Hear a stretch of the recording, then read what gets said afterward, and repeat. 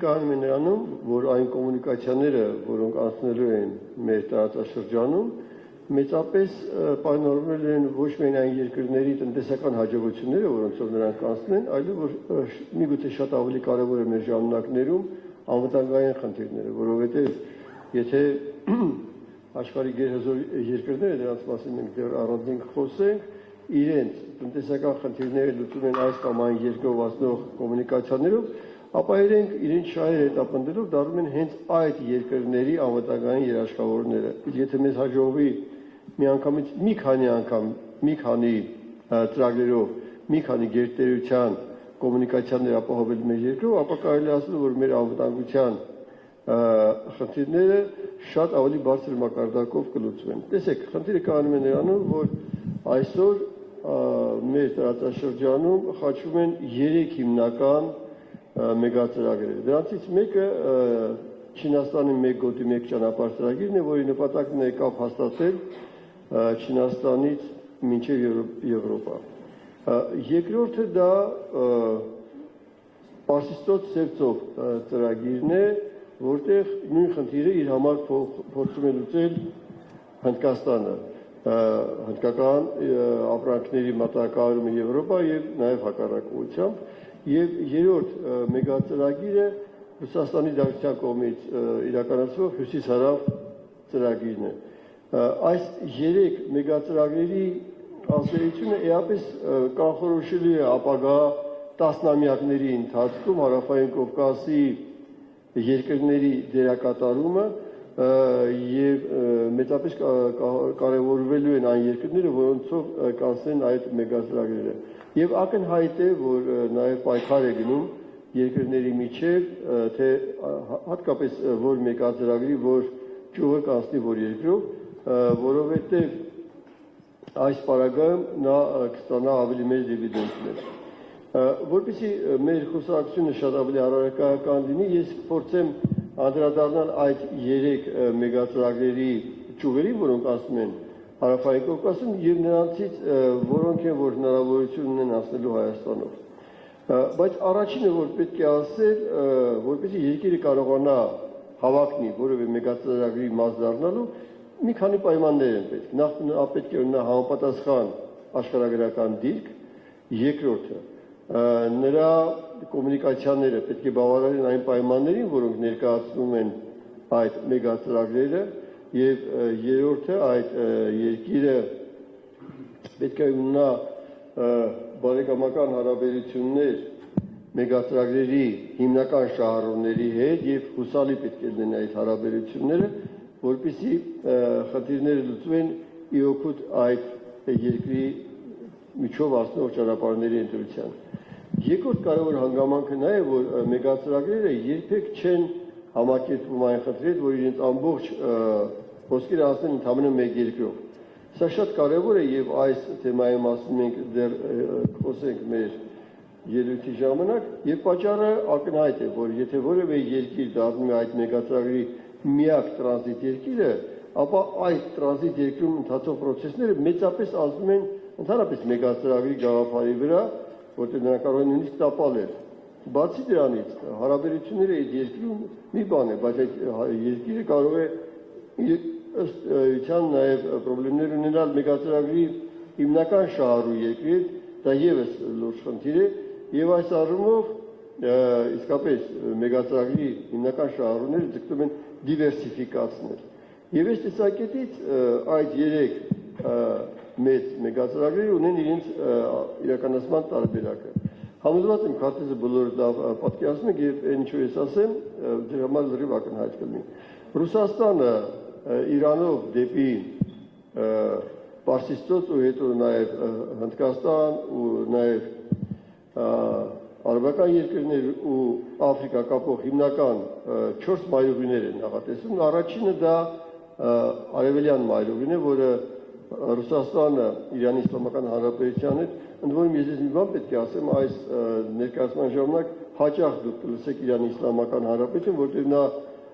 կարևորագույն դերակատարում ունի այս բոլոր 3 մեգածրագրերում եւ այն իրավիճակը, որը այսօր արկա է Իրանի Իսլամական Հանրապետությունում,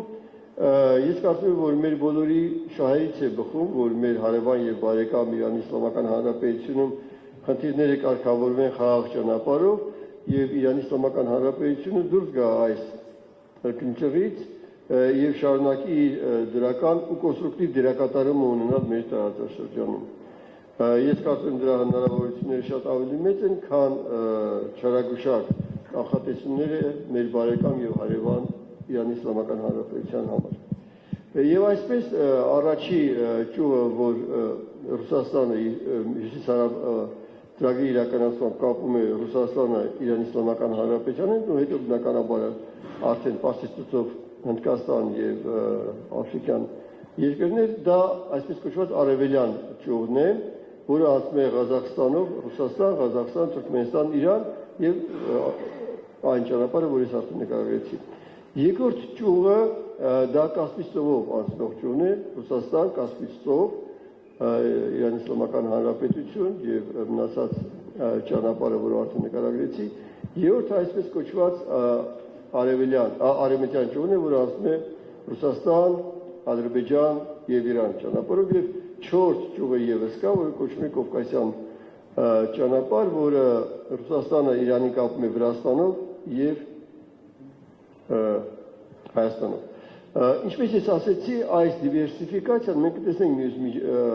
մեգածրագրերի ընթացքում կարևոր նախապայման է, որովհետեւ երբեք մեգածրագրերի հիմնական շահառուները չեն հանդուրժում, որ որևէ երկիր, տրանզիտ երկիր մոնոպոլացնի այդ ոչ կոմունիկացիոն հնարավորությունները։ Երկրորդ մեծ ծրագիրը դա մեկ գոտի մեկ ճանապարհ ծրագիրն է, որը շատ լավ գիտեք, Չինաստանը պետք է կապի եվրոպական երկրների հետ։ Ինքը ուներ ըստ էության 3 ճյուղ, հյուսիսային, միջին եւ հարավային, այսօր Ռուսաստանի հատուկ իրավիճակից ելնելով այդ Ռուսաստանով անցնող հյուսիսային ճյուղը չի գործում ու թերևս տեսանելի ապագայում նաեւ չի գործի։ Մնում է 2 ճյուղ, դա միջին-միջանցքի ճյուղն է, որը անցնում է Ադրբեջանով, հետո այդ բեռները պետք է գնան կամ Վրաստան կամ Հայաստան ու եթե գնում են Վրաստան Թուրքիա կամ նաև Սևծով ու հետո Եվրոպա, իսկ եթե գալիս են Հայաստան, ապա Հայաստանով Թուրքիա եւ Եվրոպա։ Սակայն կա եւս երկրորդ միջանցքը, դա իրանական կամ հարավային միջանցն է, որ ելի միջինասիական երկրներով այս կապը գալիս է դեպի Իրանի Իսլամական Հանրապետություն, Իրանի Իսլամական Հանրապետությունից 2 ճանապարհ ունի, կամ ուղղակի Թուրքիա, կամ Հայաստանով, Վրաստանով, Սևծով ու ընկերից դեպի Եվրոպա։ Այստեղ եւս այս 2 ճանապարհի առկայությունը չափազանց կարեւոր է, որովհետեւ եթե մենք նայենք, իսկ դրա մասին մենք հատուկ խոսենք, նրանցից մեկը մոնոպոլիզացնում է ամբողջ հյուսիս-արևելք արևմուտքը, կամ որ նույնն է մեկ գոտի մեկ ճանապարհը, վտանգելով դրա իրականացման արդյունավետությունը։ Եվ երրորդ մեգածրագիրը դա Հնդկաստանի կապն է եվրոպական երկրների հետ, այստեղ առաջի ծրագիրը, որը անցնում է Հարավային Կովկասում, դա Պարսից ծոց Սևծով ծրագիրն է եւ սա այս ճանապարհին ունի 2 ճյուղ, առաջինը անցնում է Հայաստան, Վրաստան, Սևծով եւ երկրորդը Ադրբեջան, Իրանի Իսլամական Հանրապետություն, Ադրբեջան, Սևծով, Ադրբեջան, Վրաստան, Սևծով։ Խնդիրը կայանում է նրանում, որ այս բոլոր մեգածրագրերին Հայաստանը կարող է դառնալ մասնակից, ստանալով համապատասխան ֆինանսական հնարավորություններ, իսկ այդ հնարավորությունների մասին ես ապագայում կասեմ, դրանք բավականին մեծ են, բայց որ ամենակարևորն է ստանալով նաև անվտանգության լուրջ հնարավորություններ, ավելացնելու հնարավորությունները, որտեղ իր անվտանգությունը ըստ էության դառնում է այդ 3 խոշոր մեգածրագրերի նրանց հիմնական շահառուների համար գերակայություն։ Ես հիմա կսկսեմ ներկայացնել բուն Հայաստանում ինչ պետք է արվի, որպեսզի իմ ասած երկրորդ խնդիրը լուծվի, դուք հիշում եք, առաջինը աշխարհագրական դիրքն էր, երկրորդը ներքին կոմունիկացիաների զարգացումը։ Եվ ներկայացնելով այդ երկրորդ բաղադրիչը, միանգամից պետք է ասեմ, որ նա ինչ որ մենք առաջարկում ենք, ունի 4 ծրագիր եւ ծրագրերից մի մասը, կոնկրետ մեկը վերաբերում է ավտոմոբիլային հնարավորությունների զարգացմանը Հայաստանի, որը ոչ միայն մեգածրագրի համար է, այլ որպես ցանկացած երկիր իր կոմունիկացիաները ավելացնելով ինքը ոչ միայն տնտեսական խնդիր է լուծում, այլև սոցիալական բազում խնդիրներ է լուծում, իսկ մնացած 3-ը երկաթուղային։ Եվ այսպես առաջի մեր առաջարկվող ծրագիրը ավտոմոբիլային ծրագիրն է եւ նա նպատակ ունի Վանաձորը շատ կարճ ճանապարհով կապել Վրաստանի ու Երևանի հետ։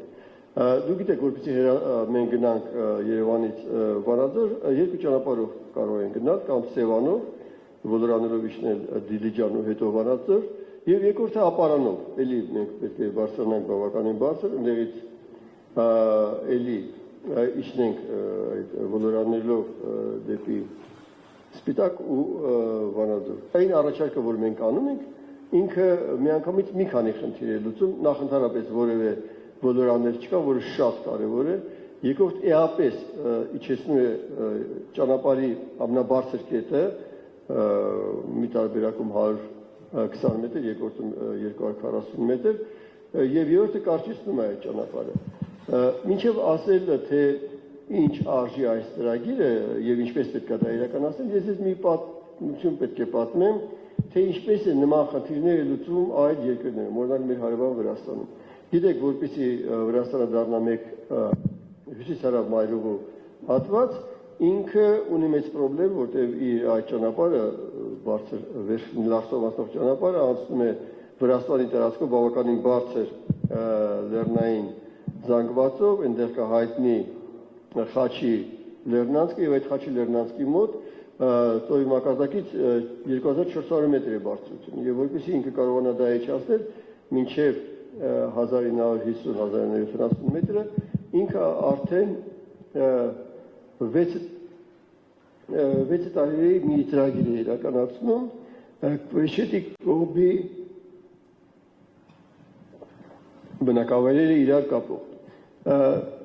Երկարությունը ընդամենը 23 կիլոմետր է։ Գումարները, որոնք ծախսվելու են այդ ծրագրի իրականացման համար, $5 միլիարդ։ Խնդրեմ, որ դուք ուշադիր նայեք այն թվերին, որը ես կասեմ, տեսեք, ընդամենը 23 կիլոմետրի վրա $5 միլիարդ է ծախսվելու։ Շինարարությունը պետք է ավարտվի 27 կամ 28 թվականին, այսինքն 8 տարվա ծրագիր է սա։ Բայց ինչ է շահում Վրաստանը այս բaragam։ Նախ վերանում են այն բոլոր Վոլորանները, որոնք պետք է մեքենաները բարձրանան մինչև այդ Խաչի լեռնանցքը, եւ երկրորդը 400 մետրով իջեցվում է այդ ամենաբարձր մակարդակը։ Հիմա ինչ ենք մենք շահում, ես ասեցի փաստորեն, մենք նախ 120 մետրով իջեցնում ենք ամենաբարձր կետը ի համեմատություն Սևանի ճանապարհի եւ 260 մետրով իջեցնում ենք ամենաբարձր կետը ի համեմատություն ապարանով անցնող այդ ճանապարհի, կարճեցնում ենք ճանապարհի 35 կիլոմետրով մինչև Վանաձոր Սևանի ճանապարհով եւ 17 կիլոմետրով կարճեցնում ենք այդ ճանապարհը, եթե մենք գալիս ենք ապարանից։ Սա է նպատակը եւ հիմա ինչպես մենք պետք է իրականացնենք, բնականաբար պետք է մենք թունել փորենք Մեղրաձորի երկաթուղային թունելի հարևանությամբ 9 կիլոմետրանոց թունել, բայց ամբողջ խնդիրը կայանում է նրանում, որ գործնականում այդ թունելը արդեն փորված է։ Երբ կառուցվում էր Մեղրաձորի թունելը խորհրդային վերջին տարիներին, որպեսզի այդ process-ը ավելի արագ գնա, ինքը շինարարները ըստ նախագծի երկաթուղային թունելի հարևանությամբ փորեցին մի լրացիչ օժանդակ թունել, որտեղից այդ ապարները հանում էին, եւ այդ օժանդակ թունելը փորված է այդ 9 կիլոմետրից մնում 800 մետր մինչև վերջ, իսկ դրամագիծը կամ մակերևույթը, որով այդ օժանդակ թունելը փոխված է, այս փորձագետների կազմում է 60% այն թունելի, որ մենք պետք է ունենանք, որպեսզի կարողանանք երկու ուղղությամբ ավտոմեքենաներ կանցնենք այդ թունելով։ Ըստ էության, որպեսզի մենք թունելը ավարտենք, ըստ էության պետք է հորատանցում կատարել ոչ թե 9 կիլոմետր, այլ ընդամենը 800 մետր, որը շատ փոքր է իր իրականացման ծախսերով, եթե ամբողջի հետ համեմատենք, եւ երկրորդը այդ մնացած, ասենք թե 8 կիլոմետր 200 մետրում հորատանցում չի լինելու, ուղղակի լինելու է հորատանցված թունելի մակերևույթի մեծացում։ Եվ ըստ փորձագիտական տվյալների այդ ծրագիրը իրականացնելու համար անհրաժեշտ է 65 միլիոն դոլար։ Տեսեք, այն մեծ ծախսերը, որ արվել է Վրաստանում, եւ այն բավականին համեստ ծախսերը, որ մենք պետք է անենք այս ավտոմոբիլային թունելը ստեղծելու համար։ Եվ նաեւ ճանապարհները, որոնք պետք է կապեն համապատասխան այդ մեգածրագրերի պահանջին բավարարող Վանաձորը Հրազդանի հետ, ու բնականաբար հետո Հրազդանից Ստեվանի մայրուղով այդ ճանապարհը կգա ու կմիանա մեր հիմնական հյուսիսարավ մայրուղուն։ Մի բան եմ ուզում ասեմ, որ այդ ոլորանների վերացումը, որի մասին ես արդեն ասեցի, եւ բարձրագույն կետի իջեցումը, որը շատ կարևոր է, վերաբերում է ոչ միայն դեպի Վանաձոր գնացող մեքենաներին, այլև դեպի Դիլիջան, Իջևան, ու այդպես շարունակ մինչև Ադրբեջանի սահմանը։ Սա կարևորագույն մի ծրագիր է եւ ինչպես նկատեցիք, բավականին էժան։ Եվ ես հիմա ձեզ ցույց կտամ քարտեզի վրա, բայց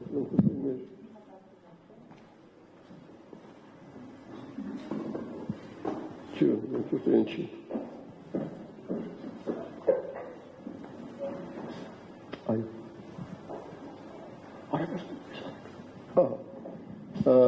Տեսեք, չէ, նորմալ է։ Այս քարտեզը այն իրավիճակն է, որում մենք այսօր գտնվում ենք, հիմա փաստորեն առաջարկում ենք Վանաձորից այս մեղրադրի թունելի, գործող թունելին զուգահեռ կառուցել մեկնոց ավտոմոբիլային թունել եւ Վանաձորը ըստ էության կապել Հրազդանին ու հետո ինչպես ասեցի Սևանի մայրուղով դեպի Երևան եւ դեպի հյուսիս-հարավ մայրուղի։ Այդ տեսեք, այստեղ այդ գործ գծած է այն իմ ասած ճանապարհը, որը պետք է անցնի այդ նոր թունելով, եւ սա մեր առաջին առաջարկն է։ Երկրորդ առաջարկը եւս չափազանց կարեւոր առաջարկություն է, դեռ խորհրդային վերջի տարիներին ակնհայտ էր, որ եթե մենք կարողանանք, համոզված եմ, քարտեզը շատ լավ պատկերացնում եք, տեսեք, մեր հիմնական երկաթուղին գալիս է Վրաստանից գալիս է Վանաձոր, հետո գնում է Գյումրի, հետո գալիս է Հայաստանի կենտրոնական մասը Երևան, եւ մենք ունենք նաեւ Հայաստանից դեպի Ստեվանի շրջանցող երկաթուղի, եւ եթե մենք կարողանում ենք այս երկու երկաթուղիները շատ կարճ ճանապարհով 35-40 կիլոմետրանոց Վանաձորից մինչև Մեղրաձորի թունել, մի փոքրիկ հատված կառուցել, ապա ֆունդամենտալ փոխվում է Հայաստանի երկաթուղային հնարավորությունները։ Որոնք են այդ հնարավորությունները։ Առաջինը Վրաստանից դեպի Երևան հիմնական ճանապարհը կրճատվում է շուրջ 70 կիլոմետրով եւ երկրորդը Իջևանից դեպի Գյումրի շուրջ 100 կիլոմետրով։ Այդ չեմ ասի մեր վերջին ծրագրի մասին, նա այս 30-35 կիլոմետրանոց ճանապարհը էական ազդեցություն է գործելու նաեւ երրորդ հիմնական մեր ծրագրի մասին, որի մասին առանձին խոսեմ։ Այսինքն տեսեք, եթե մենք ընդհանրապես 35 կիլոմետրանոց ճանապարհ ենք կառուցում, ոչ միայն Հայաստանի ներքին երկաթուղային ցանցն է էապես զարգանում, էապես, այլև ինքը դառնում է շատ ավելի նպաստավոր այն մեգածրագրերի մասին, որոնց մասին ես առայժմ ուզում եմ ներքինի մասին խոսել, էապես մեծանում է։ Այս փոքրիկ 35-40 կիլոմետրանոց երկաթուղի շինարարությունը ըստ փորձագիտական հաշվարկների մեզնից կպահանջի 250 միլիոն դոլարի ներդրում, բայց իր դրսևորումները էական եւ դրական մենք ունենանք ոչ միայն ներհայաստանյան, այլև այն գլոբալ ծրագրերի մասին, որի մասին ես ասեցի։ Եվ երրորդ մեգածրագիրը, որի մասին երրորդ առաջարկը, չէ, արդեն դարձավ չորրորդ առաջարկը, որի մասին, այո, ես նախ երրորդի մասին, նախ չորրորդի մասին։ Տեսեք, երբ մենք խոսում ենք Իջևանից դեպի Հայաստանի կենտրոն կամ դեպի Գյումրի գնացող երկաթգծի մասին, պետք է ասենք, որ այդ երկաթգիծը պատերազմական գործողություններից հետո գործնականում չի շահագործվել եւ երկրորդը Հավարծին գյուղի շրջակայքում տեղի ունեցել մեծ փլուզում եւ որպեսզի այդ երկաթուղին աշխատի, բանաշտյան կարող է շատ շարաշահում ժամանակը։ Մենք արդեն 20 րոպե զրուցում եւ եւս 20 րոպե Չէ, 10 րոպեն մաքսիմում։ 10 րոպեն մաքսիմում։ Տեսեք։ 7։ Դուք պետք է իմանաք ես ինչի մասին խոսում եմ, հարցերը կարողանաք տալ։ Այո, տեսեք, որպեսզի այս երկաթգիծը Իջևանից դեպի Գյումրի վերանորոգվի, այդտեղ պետք է կառուցվի այն փլուզված հատվածը, որտեղ ներդրումները պահանջվելու են, որտեղ նա պետք է փլուզումից հեռու տարածքում, ապահով տարածքում կառուցվի շուրջ 17 միլիոն դոլար եւ ամբողջ ծրագիրը այս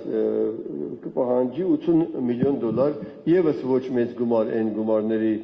համեմատ, որի մասին ես ասեցի, եւ վերջապես մեր 4-րդ առաջարկը դա այսպես կոչված հարավային Միջանցքի շինարարությունն է, տեսեք այս Միջանցքի այս երկաթուղու շինարարության մասին դեռ մեր իշխանության տարիներին 12-13 տարի առաջ մենք մեծ աշխատանքներ կատարեցինք եւ չինական ընկերության հետ կազմվեց հուշագիր, այդ ընկերությունը նախագիծ արեց, բանվորական ինժեներական փաստաթղթերի մակարդակի հասցրեց եւ այդ մեգածրագրի կարևորագույն հատվածը հանդիսացող այս երկաթուղու շինարարությունը էապես փոխում է մեր ամբողջ երկաթգծի կառուցվածքը, տեսեք մենք